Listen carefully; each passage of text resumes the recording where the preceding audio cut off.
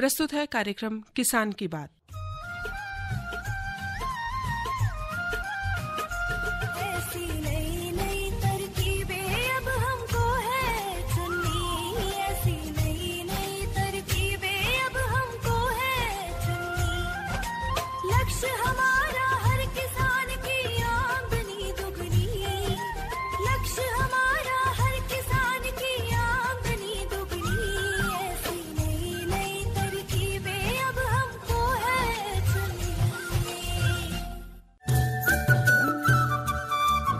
इस कार्यक्रम के प्रायोजक है कृषि एवं किसान कल्याण मंत्रालय, भारत सरकार।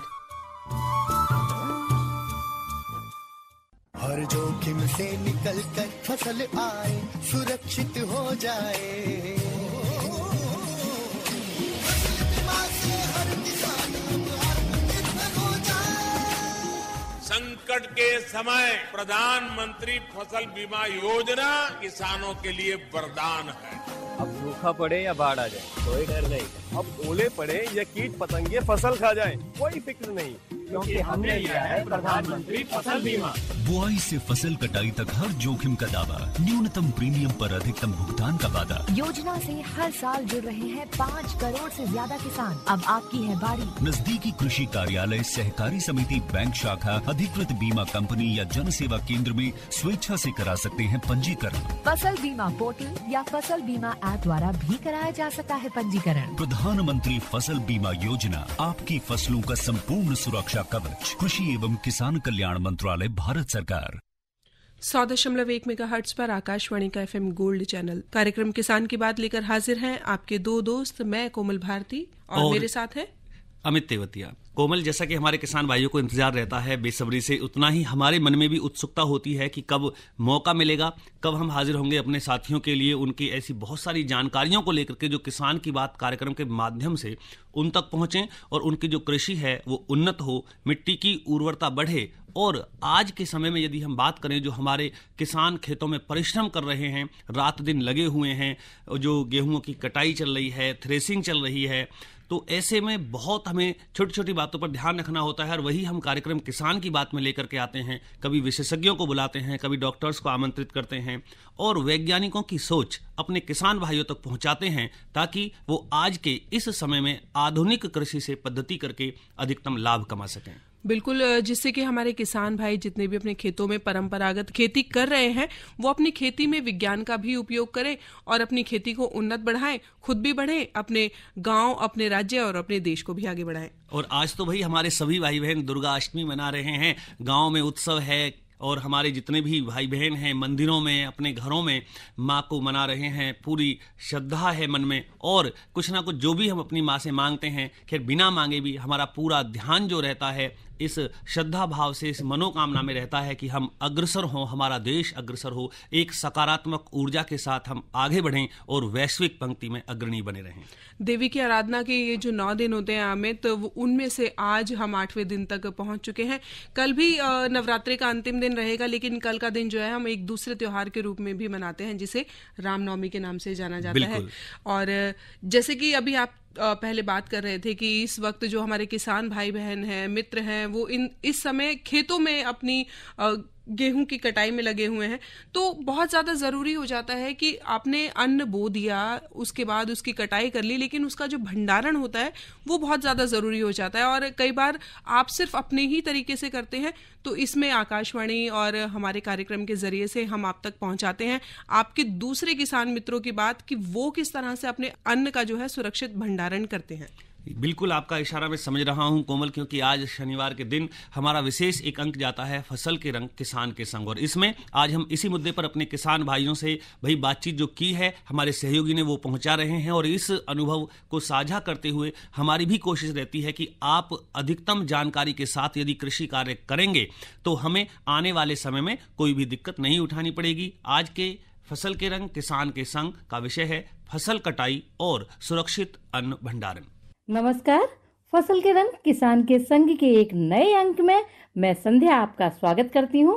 किसान भाइयों, आज का हमारा विषय है फसल कटाई और सुरक्षित अन्न भंडारण। आइए इसी विषय पर किसान मित्रों से बात करते हैं। नमस्कार। जी नमस्कार मैम। मैं बच्चू सिंह मथुरा जिले से। जी, फसल की जो कटाई है वो दो तरीका से होती है। एक तो ये मशीन है जो हार्वेस्टर हैं, जिनको कंबाइन मशीन बोलते हैं। कंबाइन मशीन इसलिए बोलते हैं कि उनकी कटाई भी हो जाती है और थ्रेशिंग भी हो जाती है, तो दोनों काम साथ साथ हो जाते हैं। तो इनमें टाइम बहुत कम लगता है, लेबर बहुत कम लगती है और फसल सुरक्षित घर पहुंच जाती है। अच्छा, एक तरीका है जैसे फसल काटी, फिर उसको इकट्ठा किया, इकट्ठा करने के बाद जो थ्रेशिंग मशीन होती हैं वो ट्रैक्टर से चालित होती हैं, तो उसके मूठा लगाए जाते हैं उसमें। उसके बाद जब उसमें से गेहूं अनाज जो कुछ है वो तब निकलता है। अच्छा, रही फसल की कटाई की बात, तो अगर जिस पे लेबर ज्यादा है, घर के आदमी ज्यादा हैं, तो वो अपनी दरांती से या हंसिया से कटाई कर सकते हैं। और जिस पे जमीन ज्यादा है, लेबर कम है, तो उसके लिए तो कंबाइन मशीन ही ज्यादा उपयुक्त है। हमें क्या देख लेना चाहिए कि इस समय हमारी फसल बिल्कुल कटने के अंतिम चरण पर है, उसका हमें कैसे ध्यान रखना चाहिए? ये फसल कोई भी हो, उसका दाना टाइट हो जाता है, दाना सूख जाता है, तो वो उस समय पकी हुई मानी जाती है। लेकिन फसल की कटाई करते समय ये ध्यान रखना पड़ता है कि फसल ज्यादा पक भी न जाए और ज्यादा कच्ची भी न हो। तो अगर ज्यादा पकी हुई फसल काटेंगे हम, जैसे मान के चलो सरसों है, ज्यादा पक जाती है,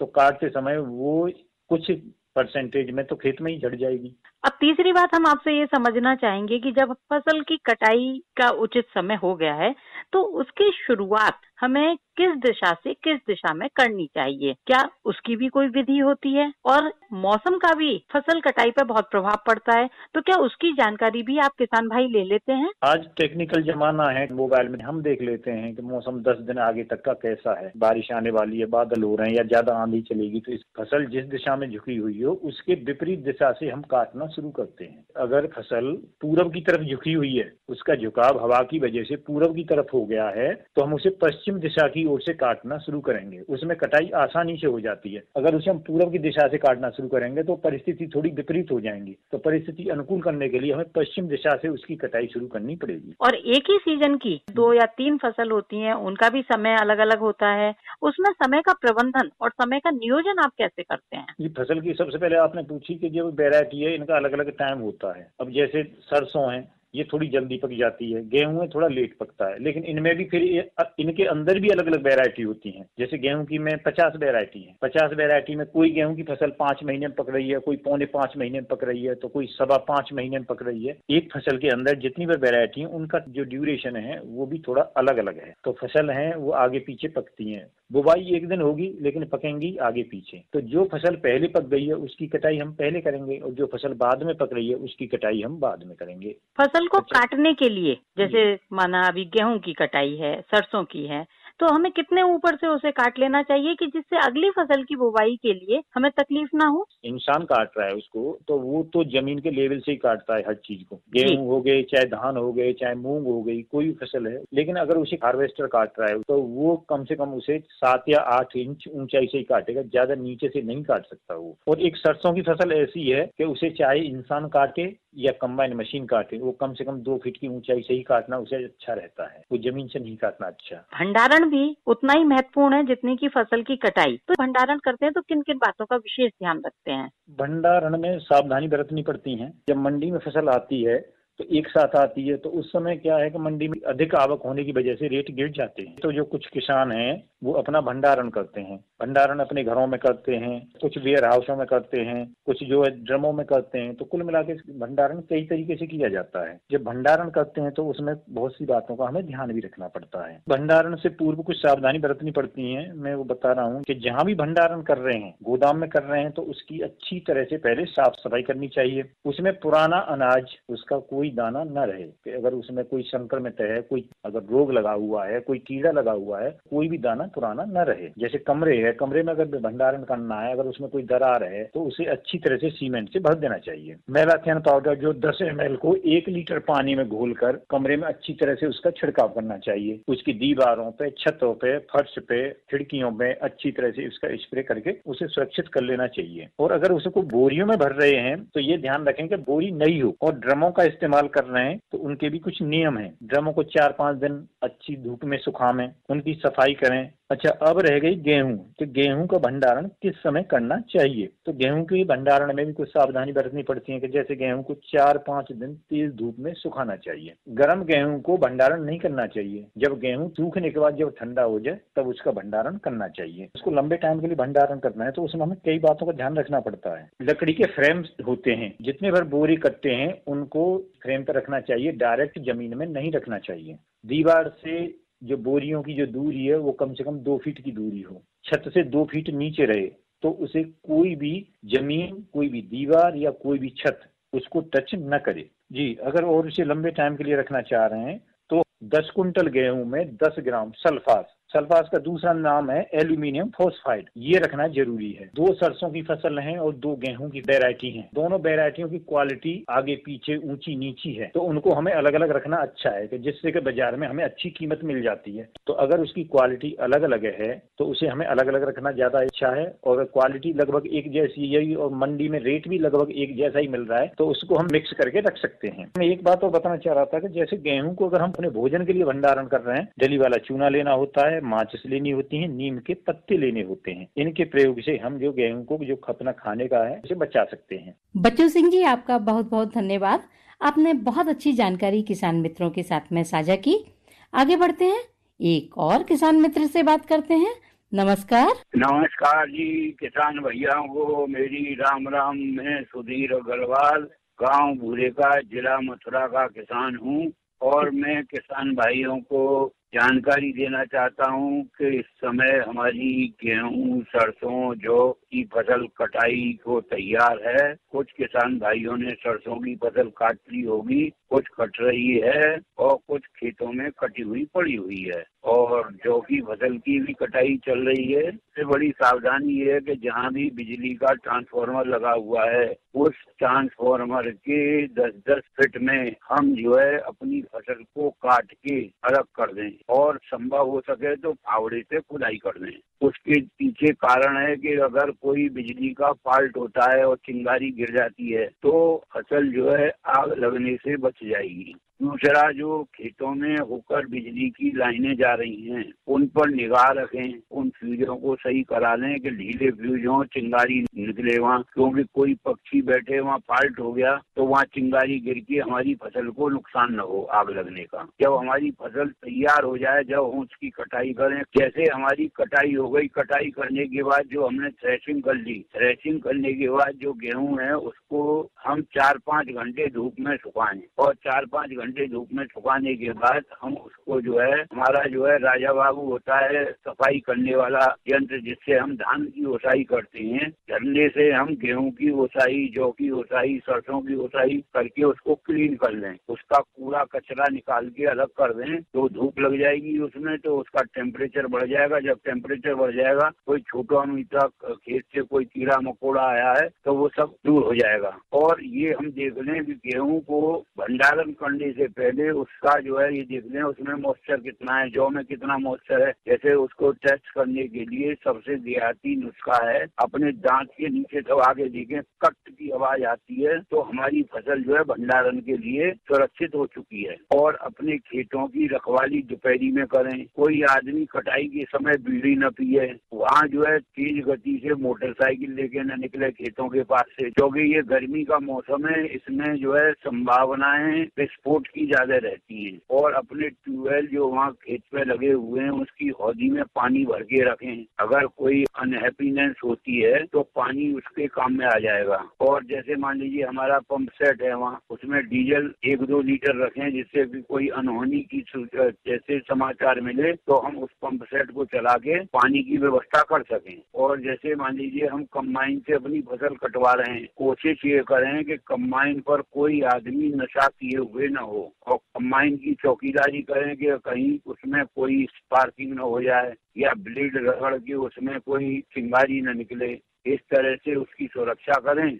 और हम अपना जो है कटाई मड़ाई करें उसकी जो है फसल की। क्योंकि कुछ लोग ऐसे होते हैं कि गीली फसल को काट लेते हैं जल्दबाजी में, गीली फसल की जो है मड़ाई करते हैं। तो मड़ाई जब करते हैं तो उसमें स्पार्किंग होती है, ये मशीन गर्म हो जाती है, थ्रेशर जो है उसमें भी संभावनाएं होती हैं एक्सीडेंट होने की। इसीलिए उसका भी ध्यान रखें कि हम अपनी सूखी फसल को ही थ्रेशर से थ्रेशिंग करें। और उसके बाद जब हमें भंडारण करना है तो भंडारण के लिए हम जो है अपने सरसों को 8% मॉइस्चर पे ले आए, गेहूं और जौ को हम जो है 10, 11, 12 मॉइस्चर पर ही भंडारण करें। अगर इससे ज्यादा मॉइस्चर होगा तो उसमें कीड़े लगने की संभावनाएं अधिक रहती हैं। और भंडारण जिस स्थान पर करें दीवार से 2 फीट हटा के अपनी बोरियां लगाएं, दीवार से सटा के न लगाएं। उसके अपना जो चट्टा लगाएं गेहूं का, सरसों का, जौ का, दीवार से हटा के लगाएं, उसके चारों तरफ आदमी घूम कर निकल के जा सके। किसानों को एक सुझाव है,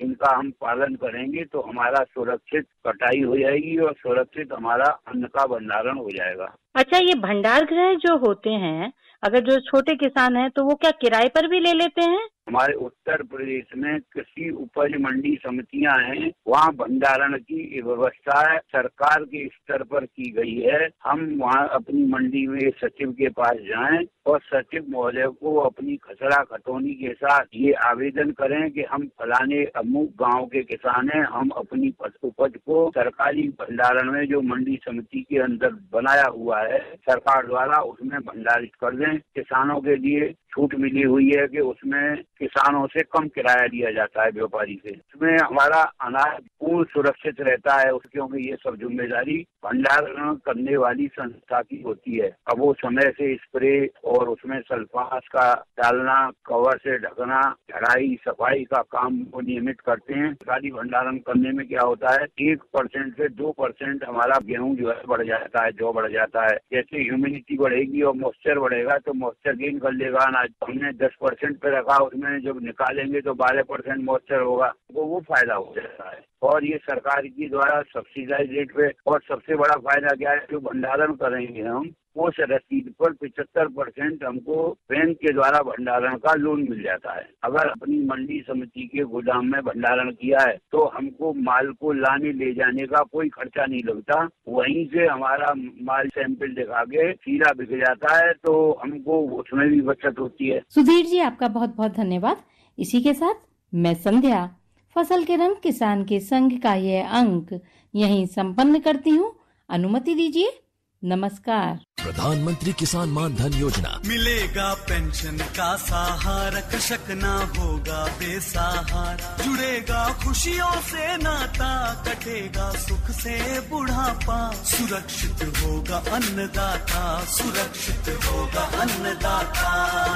प्रधानमंत्री किसान मान धन योजना से लघु सीमांत किसानों का भविष्य होगा सुरक्षित और 60 वर्ष की आयु से 3,000 रूपए मासिक पेंशन होगी सुनिश्चित। 55 रूपए से 200 रूपए की मासिक किश्त देकर प्रवेश कर सकते हैं। 18 से 40 वर्ष तक के किसान इस अंशदायक योजना में सरकार देगी बराबर का योगदान। सभी किसान भाई बहन इस योजना के लाभ के लिए जन सेवा केंद्र में जाएं और अपना निःशुल्क नामांकन कराएं। प्रधानमंत्री किसान मान धन योजना, अन्नदाता के परिश्रम को संबल, पेंशन से सुरक्षित उनका कर। कृषि एवं किसान कल्याण मंत्रालय, भारत सरकार द्वारा जनहित में जारी। 100.1 मेगाहर्ट्ज पर आकाशवाणी का FM गोल्ड चैनल और कार्यक्रम चल रहा है किसान की बात। अभी आप कार्यक्रम में सुन रहे थे फसल कटाई और सुरक्षित अन्न भंडारण विषय पर किसान मित्रों से बातचीत, हमारे शनिवार के विशेष अंक फसल के रंग किसान के संग में। और दोस्तों, जैसा कि नवरात्रों का समय चल रहा है, आज 8वां नवरात्रा है, तो चलिए आपको सुनवाते हैं इस भक्तिमय माहौल में एक देवी गीत।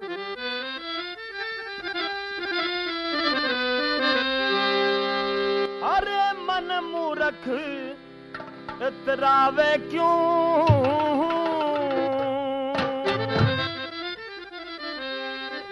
अरे मन मूर्ख इतरावे क्यों, तेरा अहम धरा रह जागा। अरे मन मूर्ख इतरावे क्यों, तेरा अहम धरा रह जागा। माँ अम्बे को बिसरावे क्यों, तेरा अहम धरा रह जागा।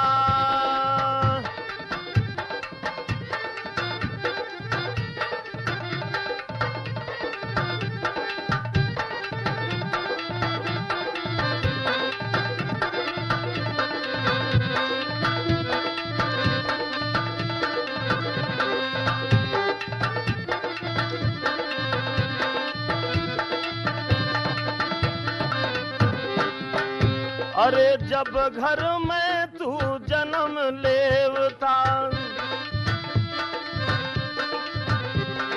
पूजे जा तेरे दई देवता। हाँ, जब घर में तू जन्म लेवता, पूजे जा तेरे दई देवता। अरे उनको, अरे उनको, अरे उनको आज भुलावे क्यों, तेरा अहम धरा रह जागा। अरे मन मूर्ख इतरावे क्यों, तेरा अहम धरा रह जागा।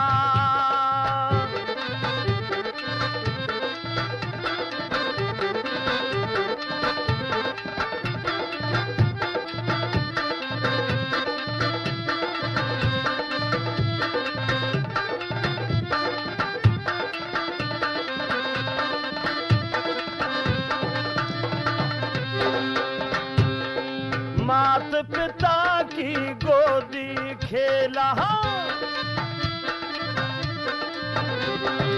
बाहों में तू झूला झूला। मात पिता की गोदी खेला, बाहों में तू झूला झूला। उनको, अरे उनको, अरे उनको क्यों ठुकरावे तू, तेरा अहम धरा रह जागा। अरे मन मूर्ख इतरावे क्यों, तेरा अहम धरा रह जागा। माँ अम्बे को बिसरावे क्यों, तेरा अहम धरा रह जागा।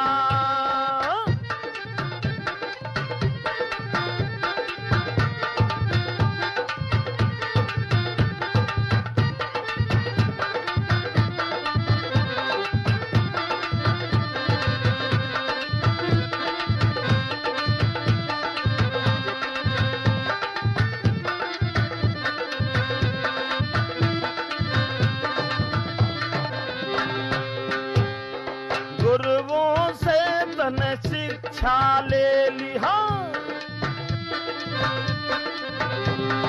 चरणों में पढ़ दीक्षा ले ली। गुरुओं से तने शिक्षा ले ली, चरणों में पढ़ दीक्षा ले ली। गुरुओं को, गुरुओं को, गुरुओं को दाव सिखावे क्यों, तेरा अहम धरा रह जागा। अरे मन मूर्ख इतरावे क्यों, तेरा अहम धरा रह जागा। माँ अम्बे को बिसरावे क्यों, तेरा अहम धरा रह जागा।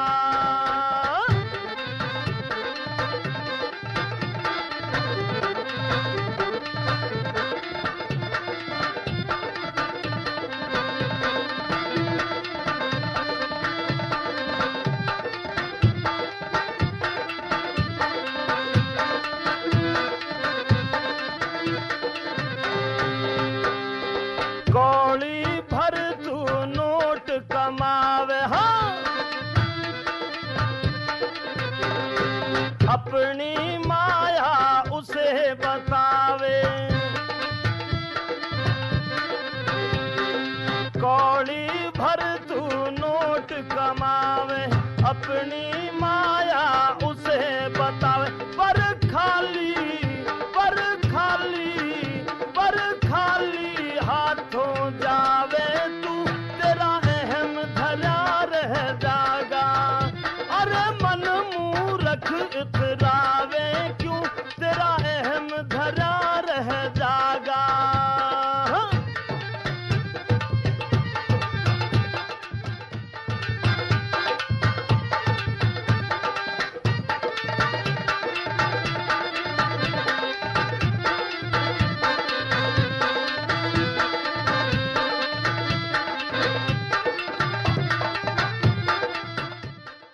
जोखिम से निकल कर फसल आए, सुरक्षित हो जाए। फसल बीमा से हर संकट के समय प्रधानमंत्री फसल बीमा योजना किसानों के लिए वरदान है।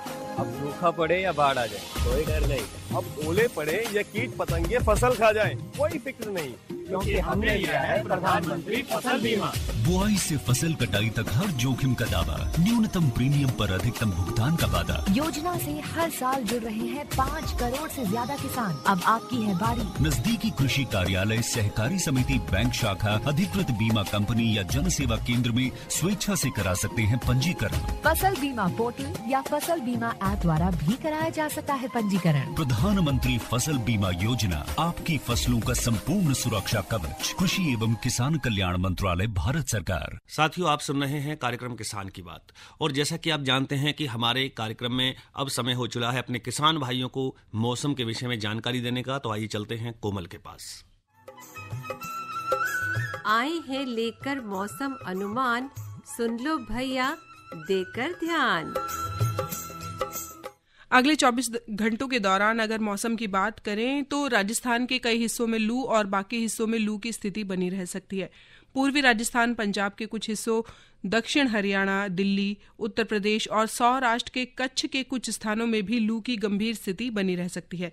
केरल, तमिलनाडु, सिक्किम, उप हिमालय, पश्चिम बंगाल, असम और मेघालय की बात करें तो यहाँ पर हल्की से मध्यम बारिश के साथ कुछ स्थानों पर भारी बारिश की संभावना है।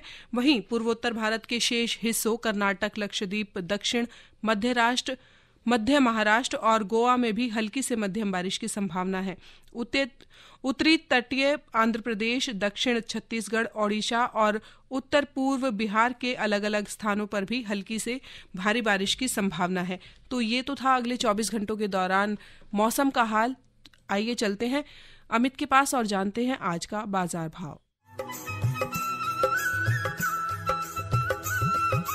आओ करें अब मंडी की चर्चा, फल सब्जी पर कितना खर्चा।